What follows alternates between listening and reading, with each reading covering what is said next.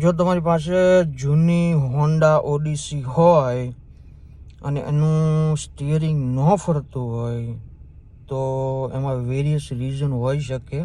હું તમને one of the reason બતાવું એમાં કઈ રીતનું હોય છે.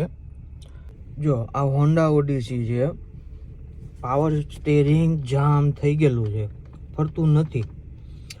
હવે એક તો શું પ્રોબ્લેમ હોય છે કે એના જે પાવર સ્ટીયરિંગનું જે ઓઇલ હોય એ ફરતું ના હોય, તો કાં તો એ પંપમાં પ્રોબ્લેમ હોય, કાં તો જો એ જામ થઈ ગયેલી હોય પાઇપ, તો તમે 0 RPMથી 2000 RPM સુધી લઈ જાઓ, થોડું થોડું ફરે તો સમજી લેવાનું કે પંપમાં પ્રોબ્લેમ છે.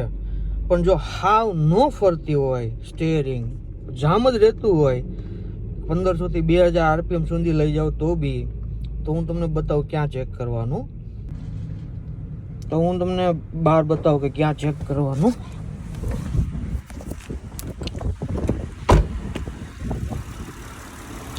સ્ટિયરિંગ ન ફરે એટલે અહીંયા જે આ બેલ્ટ આવે, બેલ્ટની સાથે એનો પંપ જોઈન્ટ હોય, તો આ બેલ્ટ તૂટી ગયેલો દેખાય છે. એનો મતલબ પંપ તો ચાલુ થવાનું જ નથી, સ્ટિયરિંગ ક્યાંથી તમારું તંબુરામાંથી ફરે.